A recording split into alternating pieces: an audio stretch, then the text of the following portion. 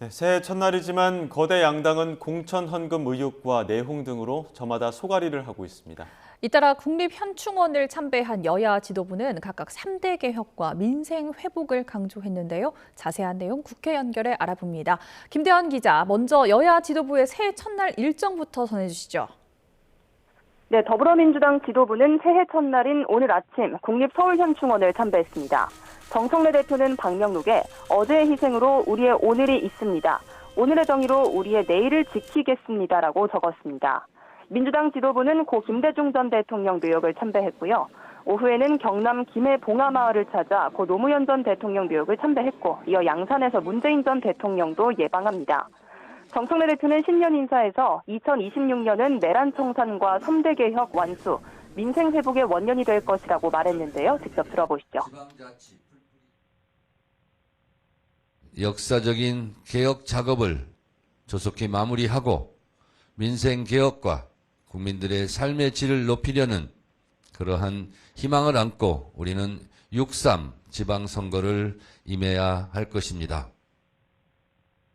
장동혁 대표와 송원석 원내대표 등 국민의힘 지도부도 아침부터 현충원을 찾아 전직 대통령들 묘역을 차례로 참배했습니다. 장 대표는 방명록에 유교경전의 구절인 민유방본, 정제양민을 인용하면서 백성은 나라의 근본이고 정치는 백성을 잘 보살펴야 한다는 의지를 다졌습니다. 국민의힘은 이어 서울 여의도 중앙당사에서 신년 인사회를 열었는데요. 지도부는 이 자리에서 국민 속으로 들어가서 국민을 섬기는 해가 되자는 각오를 다졌고요. 힘자랑 말고 의회의 합의 정신을 되살리는 정치가 되길 희망한다고 언급했습니다. 마찬가지로 직접 들어보겠습니다. 국민을 생각하고 국민의 삶을 생각하면 선거의 승리는 따라올 것이라고 생각합니다. 국민의힘이 더 낮은 자세로 국민을 섬기는 정당이 되겠습니다. 네, 새해 각오와 다짐은 좋은데 사실 양당 모두 내부 사정이 밝지만은 않죠? 네, 그렇습니다. 먼저 민주당은 김병기, 강선우 의원이 연루된 이른바 공천 헌금 의혹으로 뒤숭숭합니다. 경찰 조사까지 시작된 상황에서 민주당을 탈당한 이수진 전 의원의 과거 발언이 재조명되고 있습니다. 동작의 의원이었던 이 전 의원은 지난 2024년 2월 라디오 인터뷰에서 동작갑 선거 출마를 준비했던 인사 2명에게 김병기 의원에게 돈을 줬다가 되돌려받았다는 얘기를 들었다고 깜짝 폭로했었습니다. 판사 출신인 본인은 정치자금법 위반이라고 봤고 동작을 현역 의원으로 전체 선거에 미칠 악영향을 고려해 당에 알렸다고 설명했는데요. 이수진 당시 의원은 이들이 쓴 진술서를 당시 이재명 당 대표실에 전달했는데 진술서가 의혹 당사자인 김병기 의원에게 그대로 전달됐고 자신은 총선 때 컷오프 당했다고 주장했습니다. 두 분이 진술서를 써왔어요. 네. 그러니까 돈을 줬다. 물론 6개월 후인가 돌려받았지만 돈을 줬다. 당대표실로 넘겼죠. 그랬더니 결국 그 진술서들이 검증위원장한테 다시 간 거예요. 그 본인한테. 네. 그래, 제가 어떻게 되겠어요. 일단 근데 지금 그분이 또 공간이 간사잖아. 네.